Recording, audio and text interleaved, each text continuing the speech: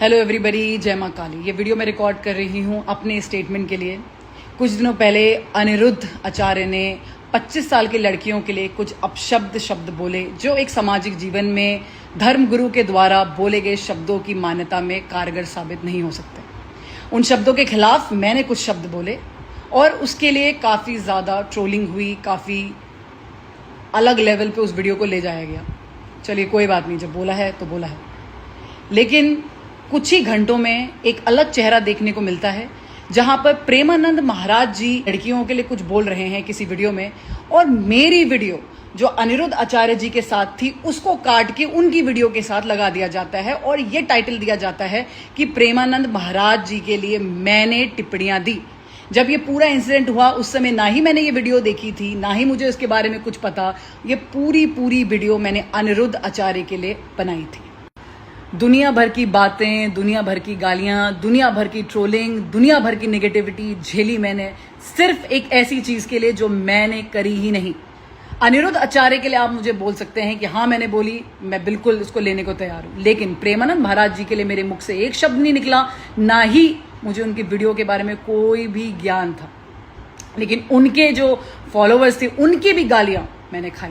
ये एक तरह से फेक न्यूज एजेंडा बनाया जाता है। प्लीज इसको समझने की कोशिश करिए। जब किसी पर्टिकुलर चीज पे जीत हासिल नहीं होती, अगर मैंने वो कमेंट मारा है तो वहां पर मीडिया मुझे सपोर्ट में आ रही है, तो वहां पर वो एजेंडा हासिल नहीं हो पा रहा, तो उस चीज को तोड़ने के लिए एक फेक न्यूज का agenda, it's called cyber war होता है ना फौज में, साइबर वॉर है ये। एक दूसरी न्यूज फैलाई गई जिसमें मेरी इमेज को डाउन किया गया, अननेसेसरी उसको पुल डाउन किया गया ताकि इस न्यूज से हमारा ध्यान हट सके, और ऐसे ये पूरा एक चक्रव्यूह रचा गया। लेकिन अब एक चीज की हद पार हो रही। हद तब पार हुई जब प्रेमानंद महाराज जी को किसी की फेसबुक में डेथ थ्रेट आई कि भाई जान से मारने की धमकी।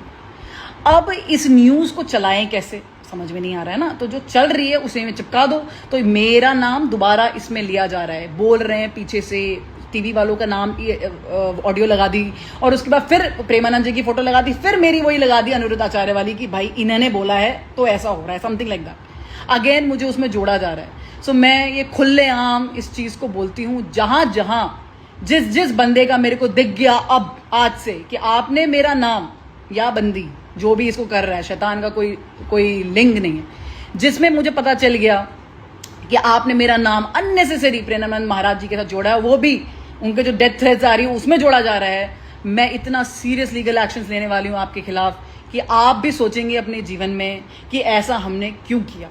किसी की भी मॉडेस्टी आप ऐसे तोड़ नहीं सकते। हमेशा याद रखिए, फेक न्यूज मत फैलाइए। जिससे कोई लेना देना नहीं है उसके साथ नाम नहीं जोड़ा जाएगा। नाम जोड़ना ही है तो अनिरुद्ध आचार्य के साथ जोड़ो, जिनके लिए मैंने टिप्पणियां करी हैं।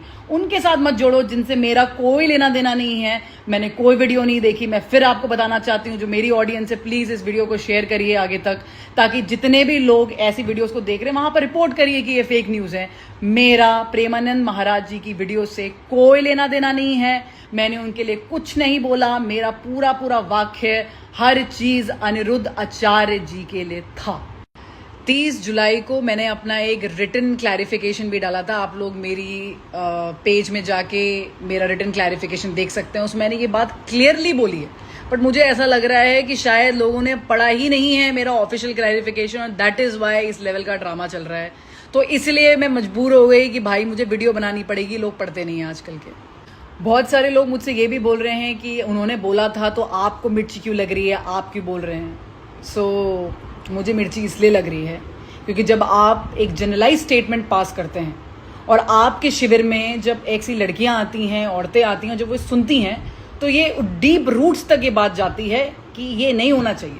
जो पेरेंट्स अपने बच्चियों को पढ़ने नहीं देना चाहते हैं उनके लिए वैलिडेशन टिक हो जाता है कि जल्दी जल्दी लड़कियों की शादी करा दो, भाई ये तो मुंह मार रही है। फिर एक और स्टेटमेंट आता है कि नहीं, हमने तो सबके लिए नहीं बोला, हमने कुछ के लिए बोला। भाई भारत की पॉपुलेशन जानते हो कितनी है? कितनी है भारत की पॉपुलेशन? उसमें कुछ कितनी होंगी? ये कोई हम वहां पर बैठ के कोई हम वेनेजुएला में नहीं बैठे हुए हैं कि कुछ हजार लाख में पूरी पॉपुलेशन खत्म हो गई। कुछ करोड़ों में है, और कुछ के लिए ये आवाज उठाई जा रही है और ये बिल्कुल उठाई जाएगी। लेकिन इसका गलत तात्पर्य किसी और से मत जोड़िए, प्रेमानंद महाराज से मत जोड़िए। फिर इस पे बहुत लोग बोलते हैं कि क्या गलत है अगर लड़की जल्दी टाइम से शादी कर ले, अच्छा ही है ना, घर बस जाएगा, बच्चे पैदा हो जाते हैं टाइम पे, ये सब चीजें आती सुनने में आ रही बहुत ज्यादा। क्या गलत बोल दिया, इसमें क्या गलत है, इधर उधर मुंह नहीं मारेगी। तो मैं आज उसमें आपको थोड़ा गलत समझाने की कोशिश करती हूँ, पैट्रियार्कल सिस्टम समझाने की कोशिश करती हूँ। जब वो छोटी होती है तो वो अपने पिताजी की अमानत होती है। अब इनके हिसाब से 25 साल की लड़कियां तो मुंह मार चुकी हैं, तो 25 साल से छोटी लड़कियां शादी के लिए तैयार है, मतलब जल्दी कर दो। मतलब उसकी 20-21 साल में बेचारी की ग्रेजुएशन कंप्लीट होगी, जब तक कि वो सोचेगी कि अपने पैरों पे खड़ी हूं, दुनिया देखूं, घूमूं, अपने अपने पंखों को फहराऊं, आजादी लूं, मुझे फ्रीडम चाहिए, तब तक उसकी शादी हो जाएगी। और घर से निकलते ही पिताजी की अमानत जो है अब अपनी हस्बैंड की अमानत बन जाती है। मैं कोई क्या कमोडिटी हूं, मैं कोई कमोडिटी हूं कि चारे की तरह कभी यहां और कभी यहां डाला जा सकता है। ये फाइट फ्रीडम की है, आजादी की है ये फाइट। अनिरुद्ध आचार्य के लिए जो टिप्पणियां दी गई उस टाइम मैंने ये जब रिकॉर्ड किया तो मेरी स्टोरी में आउट हो गया। अब स्टोरी तो भाई होती है 24 घंटे की, ये रील में तो थी नहीं, रील में होती तो आप सब लोग उसको देख सकते थे। 24 घंटे में जिसने उस टाइम देखा उसने देखा, बाकी गायब। इसीलिए इसका इतना ज्यादा मिसयूज हो गया। इस वीडियो को काट काट के, जब उनका मैंने नाम आगे लिया, अनिरुद्ध आचार्य बोला जब मैंने, जहां पर वो काट दिया, मुंह मारने वाला डाल दिया, उसके आगे वाला डाल दिया, ऐसे कर कर करके एक बहुत बड़ा प्रोपोगेंडा फैलाया गया। सो मैं उन सब से बोलना चाहती हूँ जो अलग अलग चैनल्स में काम कर रहे हैं, जो ये इन्फॉर्मेशन को मीडिया में बार बार आउट कर रहे हैं, थोड़ा सा अपने अंदर डिग्निटी को रखिए। अगर आपके अंदर इंसानियत है, अगर आप सच के तरफ जाना चाहते हैं, भले ही किसी ने कुछ भी, मैं बोलूँ ना, जो बोला है बोलो, जो बोला है भाई बोलो, लेकिन सच का साथ दीजिए। जो सच है वो बताइए, झूठ नहीं। याद रखिए इनके लीगल रेपरकेशंस हैं। उस वीडियो में एक शब्द नामर्द मैंने बोला है काफ़ी, कि जो फॉलोअर्स हैं वो ऐसे हैं करके, उन चीज़ों में काफ़ी लोगों को वो चीज़ पसंद नहीं आई। रक्षाबंधन आ रहा है, तुम्हारी बहनें हैं जो शिविर में जाती हैं, तुम्हारी छोटी बहनें होंगी, तुम्हारी बड़ी बहनें होंगी, है ना, जिनके अपने सपने हैं, जैसे तुम्हारे हैं, जैसे तुम्हें जिंदा रहने महसूस होना चाहिए, मैं जिंदा हूँ, मैं नौकरी में कुछ अच्छा करूँगा, मैं अपने घर वालों के लिए कुछ अच्छा करके दिखा सकता हूँ, मैं देश के लिए कुछ अच्छा कर सकता हूँ। ऐसे तुम्हारे बहनों के अंदर भी वो सेम है। रक्षाबंधन में इस बार उनको ये मत बोलना कि बहन मैं आपको प्रोटेक्शन दूंगा बाहर किसी गंदे आदमी से। उनको ये बोलना, बहन मैं घर के अंदर तुम्हारे लिए खड़ा हूँगा।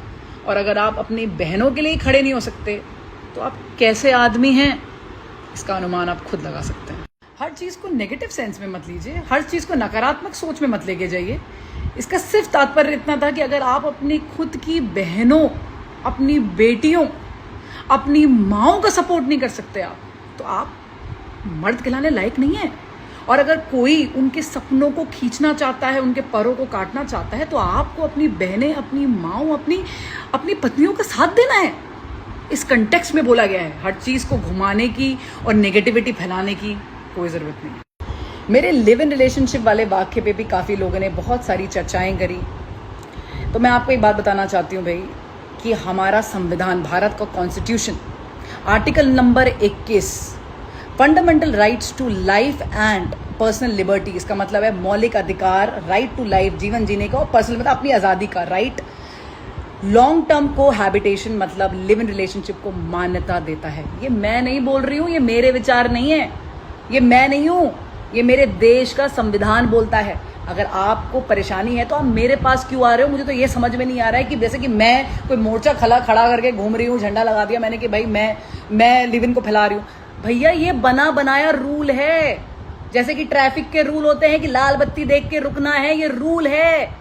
ये इलीगल नहीं है इस देश में, ये क्रिमिनल नहीं है इस देश में। अगर आपको परेशानी है तो आप जाके बिल्कुल सुप्रीम कोर्ट में जाके चैलेंज करिए ना उनके डिसीजंस को, जाइए लिटिगेशन भरिए। इतना पर्सनल अटैक कर रहे थे, जैसे लग रहा था कि मैं ही हूं जिसने कॉन्स्टिट्यूशन लिखा, मैं ही लॉ मेकर हूं, मैं लॉ मेकर हूं, मैं इस देश के लॉ बना रही हूं। जिसने बनाया उनसे बात करिए। दूसरा, मुझे ऐसा लगा कि हर चीज को, मैं आपको जब कमेंट पढ़ी थी, बहुत ही ज्यादा शोषण वाले कमेंट्स थे, रेपिस्ट वाले कमेंट थे, बहुत ही ज़्यादा दर्दनाक, जिसे बोलते हैं ना सेक्सुअल कमेंट थे, बहुत ज़्यादा, जिसे कहते हैं ना स्लट शेमिंग जिसको बोलते हैं, वैसे कमेंट्स थे। किस टाइप का इंसान इस टाइप के कमेंट कर सकता है? किस टाइप का कर सकता है? सोचो, जो दिन भर बैठ के ये देखता है, ये सिर्फ वही कर सकता है। दूसरी बात, हर चीज को शारीरिक संबंध से जोड़ दो। लिव इन का नाम सुना, शारीरिक संबंध। गर्लफ्रेंड बॉयफ्रेंड का नाम सुना, शारीरिक संबंध। दोस्ती का नाम सुना, लड़के लड़की दोस्ती, शारीरिक संबंध। तो फिर शादी का नाम सुना, शारीरिक संबंध। क्या शादी सिर्फ शारीरिक संबंध है? क्या दोस्ती सिर्फ शारीरिक संबंध है? या गर्लफ्रेंड बॉयफ्रेंड सिर्फ शारीरिक संबंध है? क्या भावनाएं, साझेदारी, जुड़ाव, एक दूसरे को जानने की इच्छा, ये सब खत्म। तो जाते जाते बस मैं इतना ही कहना चाहूँगी, जो मेरी लड़कियां हैं ना, स्पेशली 25 साल से नीचे की लड़कियां जो है, जो फॉर्मेटिव एज होती है बहुत ज़्यादा, जब बच्चा मैच्योर नहीं होता, चाहे लड़का हो या लड़की हो, they very much dependent on their parents for everything, for education, for money. इतनी जल्दी बच्चा नहीं कमाता, कंपटीशन की तैयारी करता है, स्ट्रेस लेता है, जिंदगी में आगे बढ़ना चाहता है, अपनी उछाल को देखना चाहता है, अपने अस्तित्व को समझना चाहता है। स्पेशली गर्ल्स, लड़कियां अपने अस्तित्व को समझना चाहती हैं। उस नाजुक उम्र में उसको शादी के लिए बोलना, उस नाजुक उम्र में ये बोलना कि वो मुंह मार के आई है, उसके पूरे अस्तित्व को गाली देना, उसके पूरे अस्तित्व को हिला देना, मैं इस चीज को कभी नहीं लूंगी। मैं उन सारे बच्चों के साथ हूं, सारे बच्चों के साथ। जहां तक बात रही महिलाओं की, तो महिलाएं अपने लिए लड़ सकती हैं, उनके अंदर उतना है जज्बा, मुझे पता है, लड़ सकती हैं। लेकिन ये बच्चियां कैसे लड़ेंगी? इनके लिए हम खड़ी हैं। जय मां काली। ਤੁਸੀਂ ਦੇਖ ਰਹੇ ਹੋ ਸਟਾਰ ਨਿਊਜ਼ ਪੰਜਾਬੀ।